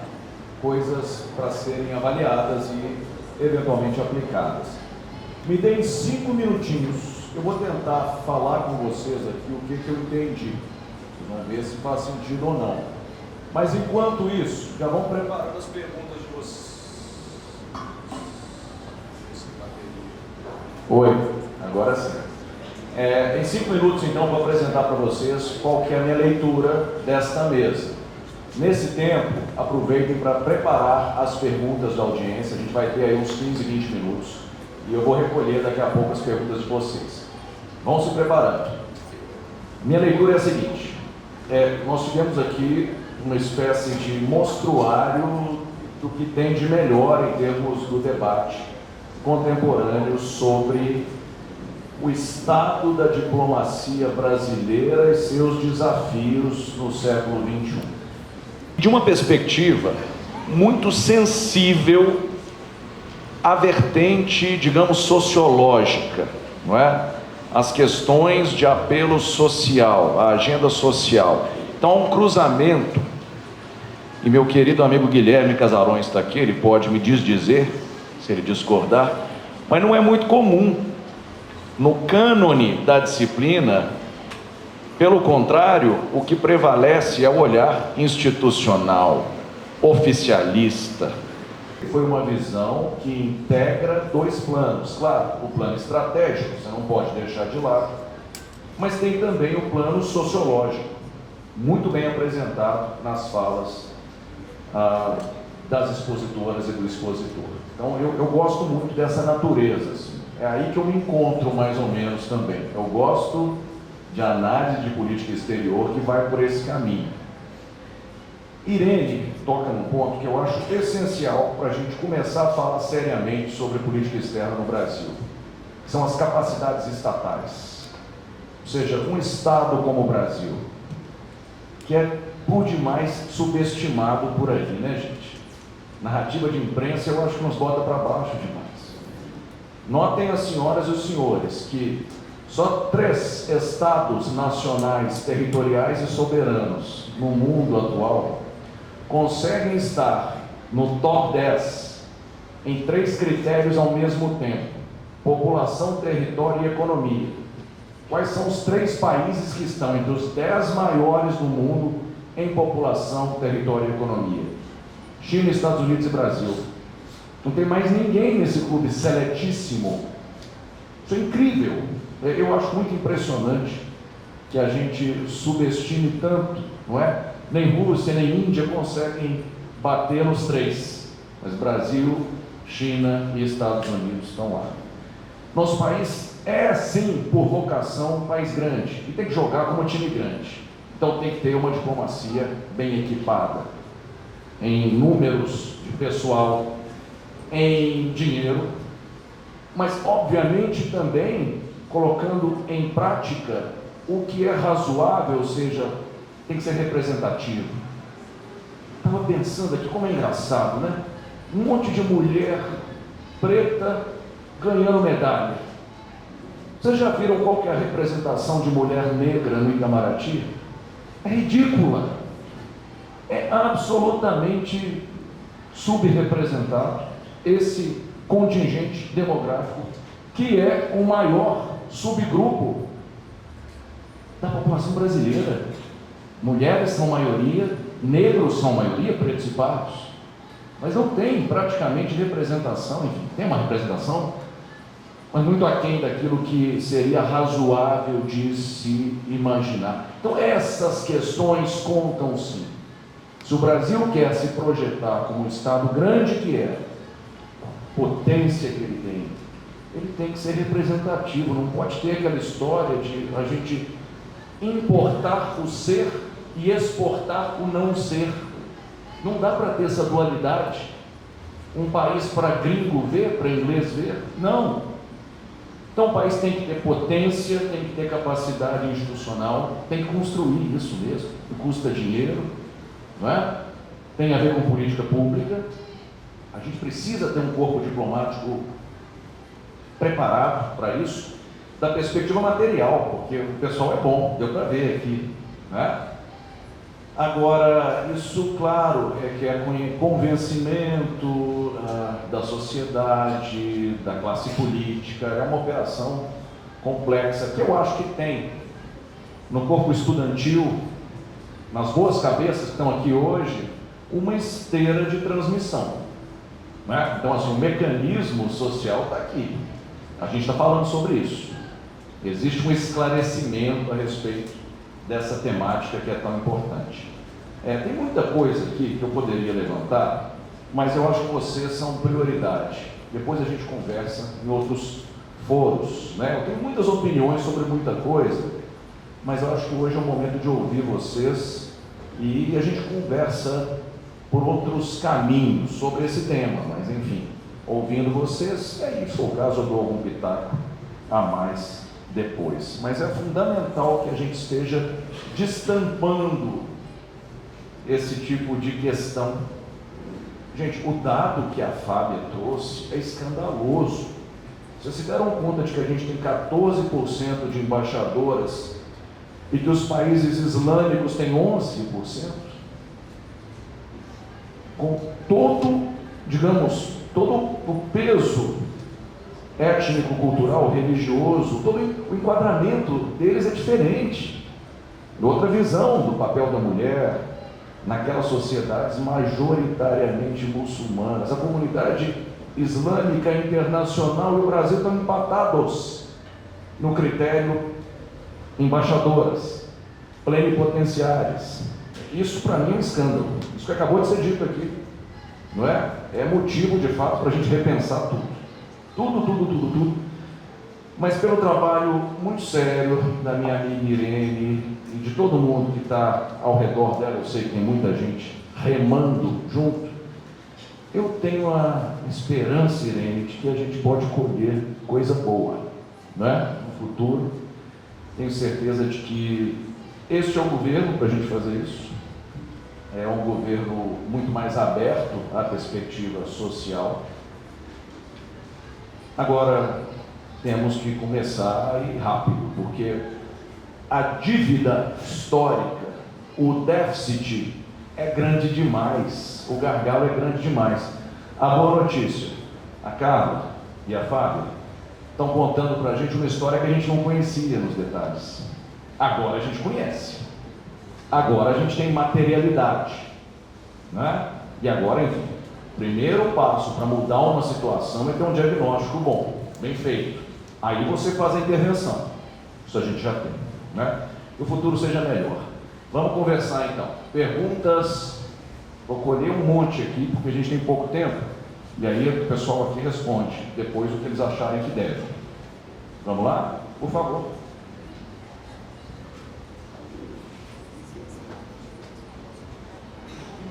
Obrigada. Prazer conhecer os bandos de rock.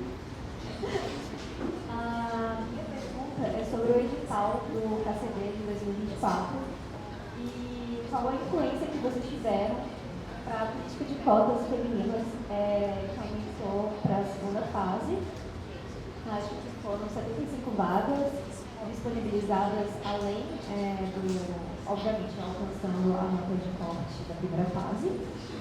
E um questionamento também, eu sou PCD, estou no espectro autista, e o número de vagas para PCD é ridículo, porque são 3 vagas apenas. E no ano, eu não tenho o dado do ano passado, mas no ano retrasado, somente 3 pessoas passaram, obviamente, pelo número de vagas, e todos eram homens na cota PCD. A minha primeira pergunta é sobre isso, sobre a influência que vocês tiveram para a modificação do edital de 2024. E o questionamento que eu queria levantar é: será que não seria interessante ter indicação de mulheres pretas que estão desapontando nas pesquisas para fazer uma prova particular ou mesmo uma política de cota para realizar uma indicação e uma política de cota para entrar na carreira diplomática? Eu acho que poderia ser uma boa solução para aumentar o número de de pessoas negras e mulheres para ter uma maior representatividade. Obrigado, viu? Vamos lá, gente, se apresentem rapidinho, já façam pergunta, porque tem muita gente para perguntar. Vou lá na ponta, o rapaz que mexeu. Estou dando trabalho para a organização, né? Eu subverti tudo. Estava aqui e eu mandei para lá. Agora a gente faz uma ola. Vamos lá, está chegando o microfone aí. Vamos lá, cavaleiro, rapidinho. Boa tarde, eu gostaria de fazer uma pergunta direcionada para a mesa. Gostaria de saber a posição do Itamaraty em relação ao processo de votação na Venezuela. Venezuela. Só para os itamaractecas aqui representados. Vamos lá, tem um rapaz aqui, você. Moleza para vocês aí.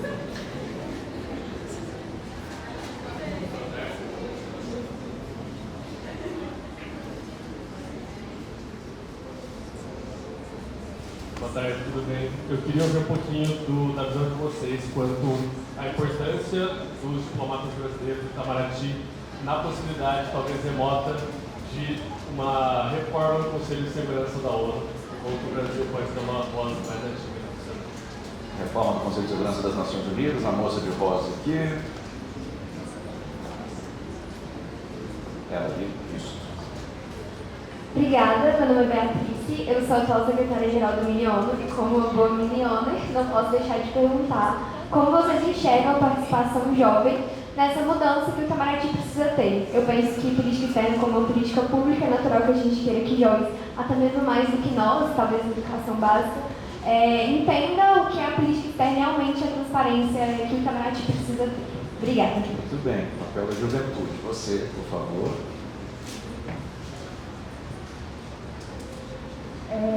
Boa tarde, meu nome é Larissa, sou mestranda lá na UFMG, você tem um prazer de ouvir, professor Deus. Eu gostaria de perguntar acerca da fala sobre o Itamaraty geralmente ser um dos ministérios que tem indicações para o cargo de ministro mais técnicas, né?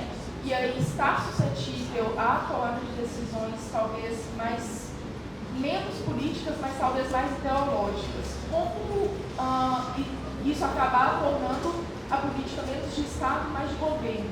Como o sindicato, por exemplo, poderia contribuir para isso? Quais seriam as práticas melhores para evitar isso? Muito bem, vou puxar para essa ala aqui agora, tem 2 para perguntar. Eu volto para lá e a gente encerra a primeira rodada. As 2 aqui na frente, 2 mãos levantadas. Boa tarde, meu nome é Bernardo, gostaria de agradecer à mesa pelas informações trazidas. O tema principal dessa palestra foi a presença ou não, né, no caso, de grupos subrepresentados no Itamaraty. Então, eu gostaria de perguntar como é o cenário de pessoas LGBTQIA+, já que o que não falta no mundo são lugares hostis para esse tipo de população. Então, eu queria saber se o Itamaraty tem alguma política de proteção, como é o cenário dessa pessoa lá dentro. Obrigado. Obrigado. O rapaz aqui, tem uma moça aqui, não, você e você. E a gente fecha. Boa tarde, meu nome é Lucas. Eu gostaria de fazer uma pergunta específica sobre o continente africano. A Irene foi embaixadora em Accra, capital de Gana, não foi isso? E eu queria saber da mesa, dos 4 presentes, qual a importância de se construir uma relações diplomáticas do Brasil com os países do continente africano. Muito bem, a África, e eu encerro com 2 perguntas aqui, você e você.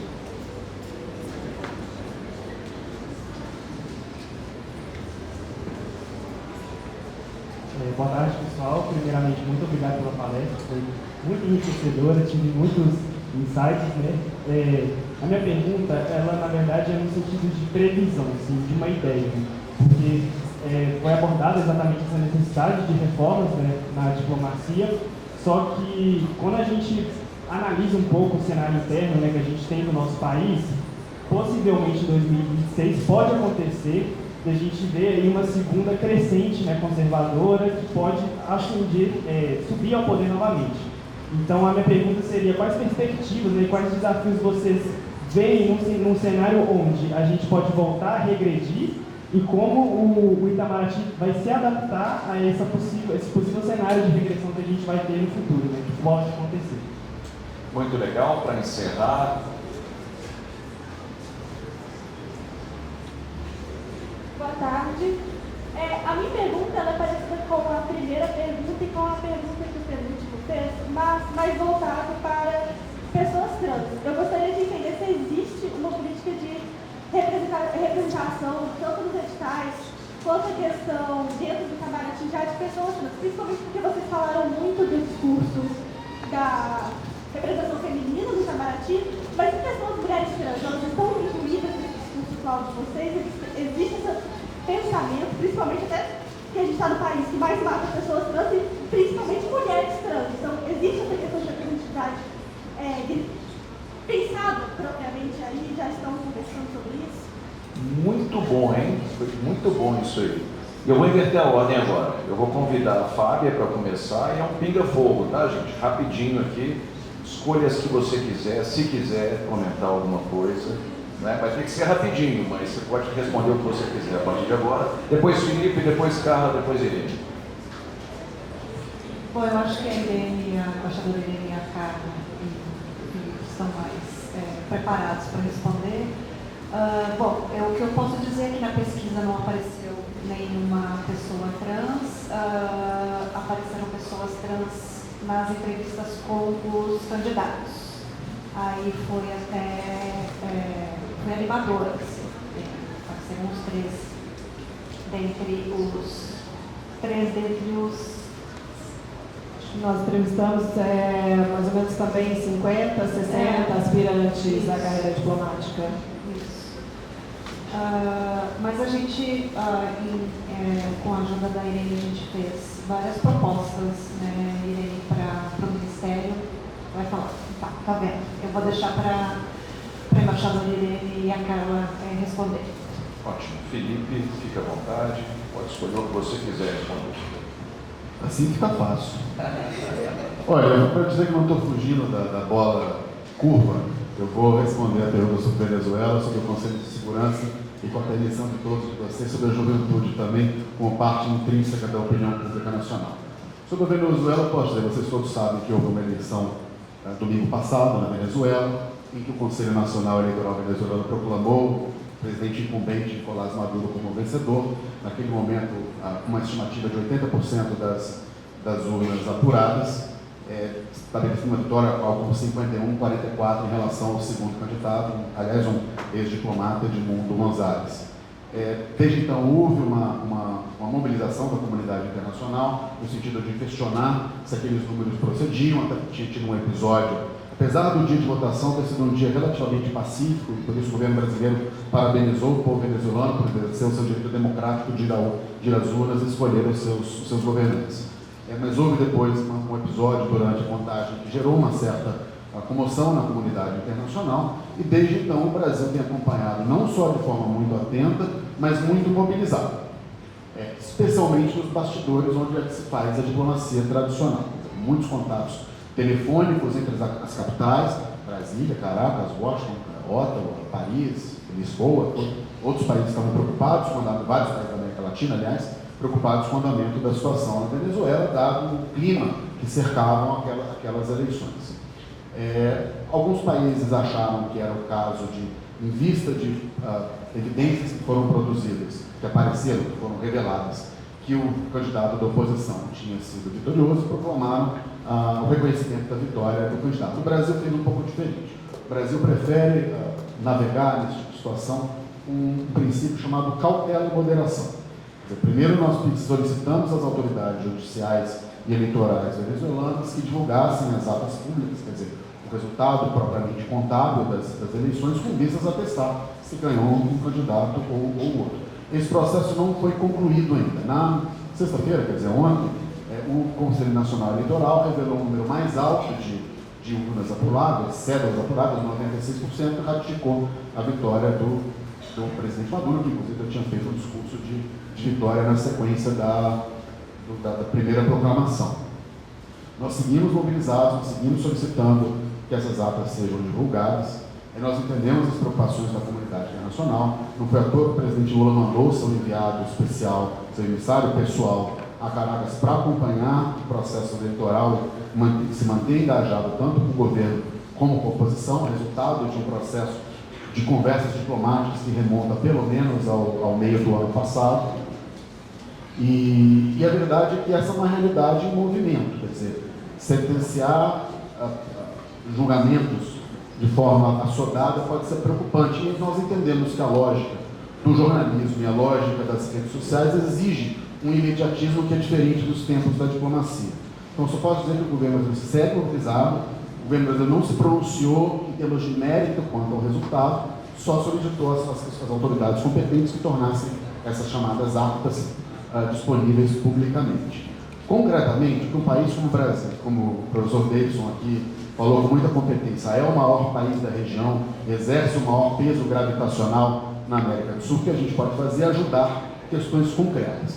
Então, houve na esteira desse processo uma deterioração das relações entre a Venezuela, Caracas, e a Argentina, Buenos Aires, e o Brasil fez uma solicitação explícita para que o governo venezuelano não ocupasse a embaixada da Argentina em Caracas. Havia ali uma possibilidade concreta de que isso acontecesse. Existem 6 exilados políticos venezuelanos na Embaixada Argentina em Caracas, e o governo brasileiro empenhou o seu peso político para solicitar às autoridades de segurança pública venezuelanas que não ocupassem aquele espaço. Esse pedido foi atendido e, no meio tempo, o Brasil negociou com a Argentina, ofereceu para a Argentina, que foi muito bem acatado, mais do que acatado, solicitado que o Brasil assumisse uma função que chama potência protetora dos interesses argentinos na Venezuela. Então, nesse momento, a Embaixada Argentina em Caracas está sob a guarda da diplomacia brasileira para que os interesses argentinos não sejam vilipendiados. Nós somos, portanto, o fiador dessa relação nesse momento. É um papel de equilíbrio produzido pela capacidade de diálogo com o governo venezuelano, com a oposição venezuelana, com o governo argentino, com quem, aliás, nós não temos a relação mais fluida no momento atual, mas Brasil e Argentina são sócios históricos, o que acontece com a Argentina interessa ao Brasil e vice-versa.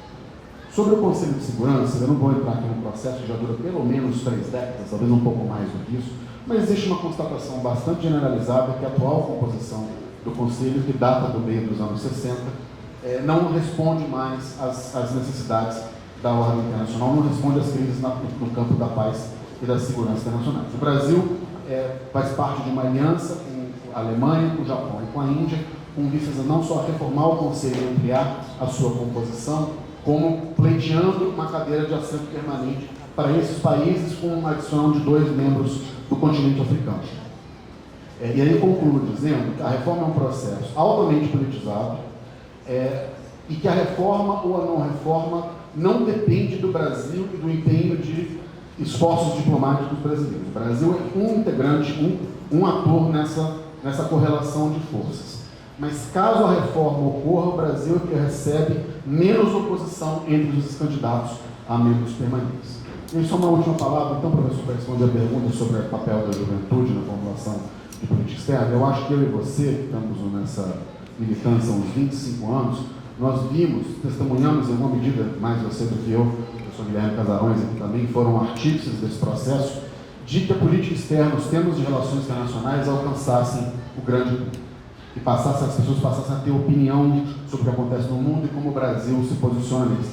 Não que isso não acontecesse antes, mas acontecia de maneira bastante menos frequente e intensa. E dado que, quer dizer, uma outra geração agora que chegará em breve ao mercado de trabalho, é fundamental que vocês serão internacionalistas, é que se mantenham mobilizados, informados e opinativos sobre os temas das relações, sobretudo nesse ambiente que eu tinha descrito antes como mais conflituoso, mais difícil, menos conduzivo à cooperação, que vocês se mantenham mobilizados, acompanhando, e peço aqui publicamente que critiquem o Itamaraty, façam o Itamaraty. É importante esse diálogo entre a formulação de política externa e a sociedade brasileira. É verdade que as nossas ferramentas de diplomacia pública melhoraram consideravelmente nos últimos anos, mas ainda podem melhorar mais. Muito obrigado, viu, Felipe? Deixa eu só fazer uma correção, porque eu falei uma coisa errada aqui, tá, gente? Está ficando gravado aqui. Tinha a Índia. A Índia, de fato, ela tem um dos maiores territórios também. Eu me esqueci, errei uma das dimensões. Então, só refazendo a fala. Brasil, China, Estados Unidos e Índia. São só 4 países no mundo que estão entre os 10 maiores em economia, território e população. Essa é a fala certa. Vamos lá. A organização já me pediu para encerrar, mas eu preciso ouvir Carla e Irene muitíssimo. Então, por favor, Carla e Irene, respondam o que vocês vão entender. Então, gente, eu acho que eu acordei meio otimista hoje, né? Então, fazendo algumas comparações, né? Quando a gente olha para o Brasil, como o Darson falou, a gente só tem 14% de mulheres embaixadoras, mas a situação é grave no mundo, né? A gente tem, no mundo, são 15% apenas de mulheres que chegam ao cargo de embaixadora, né? Com relação à questão LGBTQIAPN+, esse é o grupo, de todos os grupos que a gente analisou, né? Então, mulheres, pessoas negras, pessoas com deficiência e o grupo LGBTQIAPN+, esse é o grupo que sofre menos, digamos assim, no Itamaraty. É um grupo que, historicamente, o Ministério acolheu de diferentes formas. Então, é um grupo historicamente que esteve presente no Itamaraty, pessoas trans ainda não, E não é só no Brasil, né? Por isso que eu estou falando, né? Eu acordei meio otimista, né? Porque não é só aqui que a coisa não está boa, né? É no mundo que a coisa não está boa. Então daí a gente relativiza, né? Senão a gente olha para nossa, mas é o Brasil que é assim. Não, né? O mundo é assim. Então tem pouquíssimas pessoas trans na diplomacia mundial, né? Não é apenas no Brasil, mas esse é um processo que o Itamaraty, eu acredito, que vai começar a se preparar, porque é isso, né? É só uma questão de tempo, né? Com relação ao edital, a Irene vai falar mais, né? Mas o que a gente percebeu na pesquisa é que havia um problema na prova da primeira fase, né? Então, a prova da primeira fase é onde era uma barreira para as mulheres, era o teto de vida das mulheres, era a prova da primeira fase. Então, a gente sugeriu que fossem feitas mais pesquisas, que fosse dada uma atenção a esse momento, porque a gente já percebeu, já tem alguma literatura pouca, mas alguma literatura que mostrava que o tipo de questão prejudicava as mulheres, né? Então, essa foi a nossa contribuição, a gente conseguiu fazer esse diagnóstico. Eu acho que esse diagnóstico foi importante para esse resultado do edital, né? Para esse processo que a gente observou no edital. Com relação foi colocada, né, a questão política de Estado, política de governo, eu lembrei de uma questão que eu fiz na minha tese, na minha tese de doutorado, que foi uma questão para os diplomatas.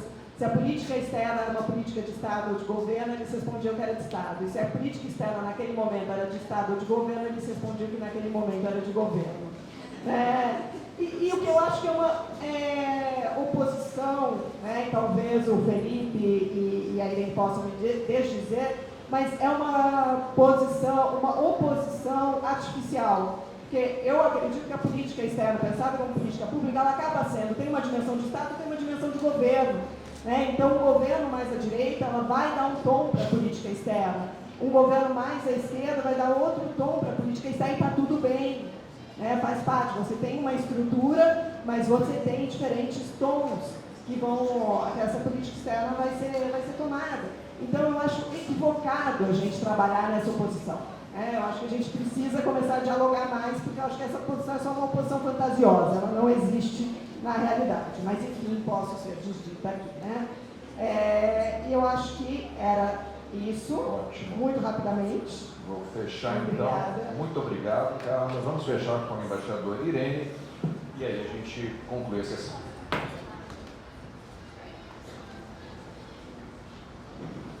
Bom, em primeiro lugar, eu queria dizer para o Davidson que ele disse que ele ia dar uns pitacos, né? E que eu adorei o maior dos pitacos que ele deu.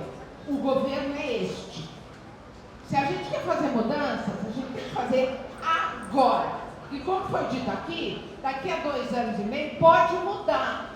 Então, toda a militância que a gente faz é uma militância porque a gente tem que ganhar agora o jogo. Não dá para passar para prorrogação. Ou a gente ganha agora ou a gente corre o risco de estar mal, muito mal.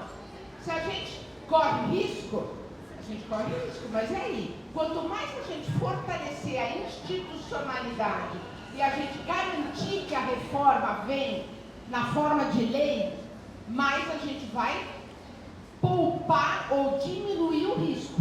Então, o momento da luta é agora. Bom, eu quero falar de uma pergunta que ninguém fez, mas eu quero dizer muito para vocês. Não adianta estudar se vocês não forem começar a fazer campanha para aumentar o número de diplomatas. Foi isso que a gente disse aqui. Não adianta ter 1.450 diplomatas. A gente precisa de novas turmas de 100. Só que para ter novas turmas de 100, e o mundo só tem 200 países, só vai ter 200 embaixadores, a gente tem que realmente mudar as normas da carreira. E quem entra, não entra, mas ser embaixador. Então, tragam para dentro da instituição de vocês, tragam para dentro do debate político a necessidade da diplomacia ser ampliada.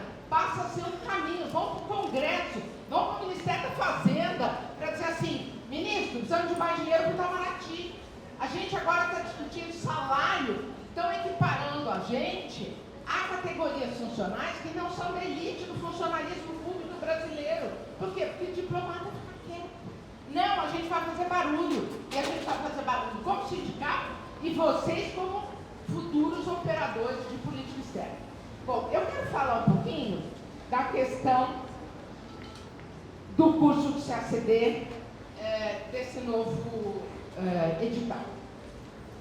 Bom, o edital, ele de fato responde a essa indicação de que as mulheres sofrem mais na primeira fase e que então é preciso trazer.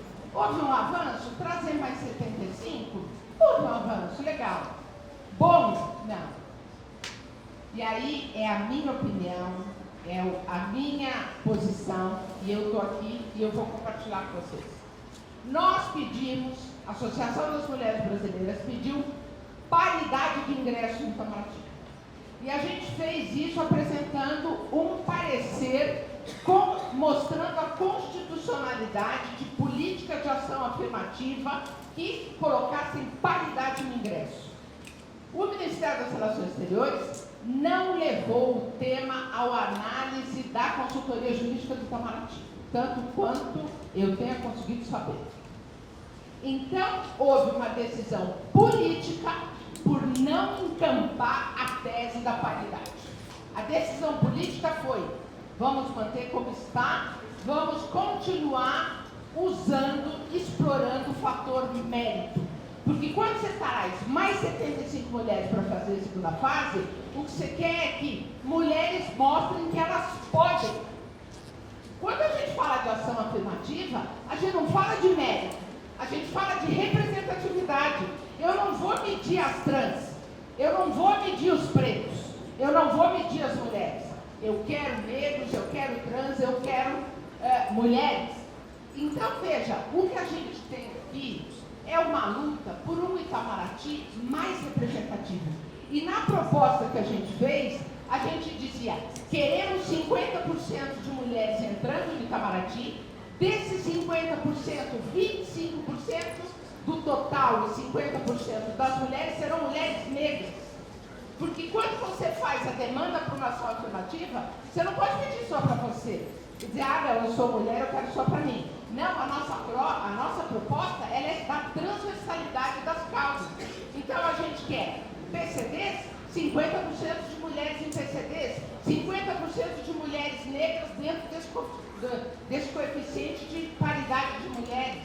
Então veja, não é que 75 mulheres fazendo a prova não é bom. É bom, mas não é por aí. O que a gente quer é uma política institucionalizada que promova a diversidade dentro do Itamaraty. E a diversidade vem de um jeito, com cota. Não é de outra forma. Então o que a gente quer é lutar por cota. Que bom que teve 75, né? Legal, que bom. Nos deram uma migalha. A gente quer migalha? Não, a gente tem uma pauta. Olha a quantidade de mulheres que está aqui dentro. E a gente vai continuar tendo Itamaraty gerido por homens. E quero fazer uma última resposta. O nosso projeto também tinha pessoas trans. A nossa proposta, se vocês quiserem, as nossas propostas estão disponíveis, tá? Eu quero falar sobre jovens na política externa. Com grande alegria, a gente tem hoje o Ministério das Relações Exteriores encampando o Minho. Nós temos o Itamaraty está levando para dentro da FUNAG o modelo de simulações da ONU. Nós estamos preparando, até o final do ano, vai haver um curso de capacitação para professores e para estudantes universitários para levarem simulações da ONU para todo o Brasil, com uma capacitação que a gente vai dar. A FUNAG vai ter. Eu acho que isso merece uma salva de palmas.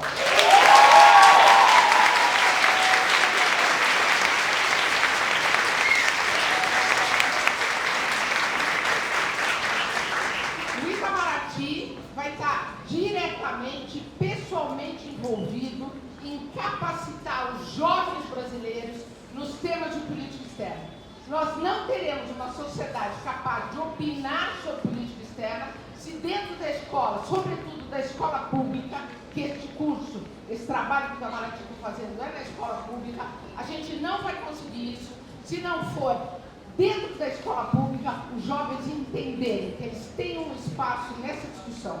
Então eu estou muito feliz e espero que vocês cobrem isso do Itamaraty. Esta gestão está fazendo isso, estamos muito satisfeitos com recursos para fazer isso e a partir do ano que vem nós podemos ter isso já sendo implementado.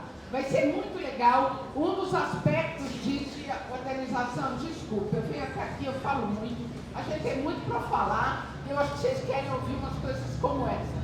Nós vamos ter pela primeira vez as nossas embaixadas, tem muito modeleiro aqui, né? Tem muita gente aqui de modelo ONU. Nós vamos ter pela primeira vez as nossas embaixadas fazendo uma síntese da posição do país. Então a nossa embaixada na Itália, a nossa embaixada na Malásia, a nossa embaixada em Buenos Aires vai fazer um material dizendo, olha, a política externa do país é essa, as áreas principais de política externa são essas. Vocês imaginam o impacto disso num menino, numa menina de 15, 16 anos que está estudando numa escola no meio do interior do Pará, e o professor dele resolve fazer um modelo ONU, ele vai lá e escuta, é o Itamaraty entrando dentro da escola no nível médio. Isso, agradeço a pergunta sobre os jovens, porque isso deu chance de contar isso que eu acho que realmente a nossa administração, o nosso ministro, a nossa gestão está de parabéns por isso. É uma coisa que vai mudar a política pública no Brasil na área de interações internacionais. Podia falar muito mais, mas esse não será o nosso último encontro. Vamos estar juntos muitas vezes. Muito obrigada por nos ter aqui e sigam o nosso sindicato nas redes sociais. Saibam que participando da atuação do nosso sindicato, a ADB Sindical, vocês vão estar ajudando numa reforma de um novo Itamaraty, um Itamaraty para dar resposta ao que a diplomacia realmente tem que entregar para o Brasil. Muito obrigada.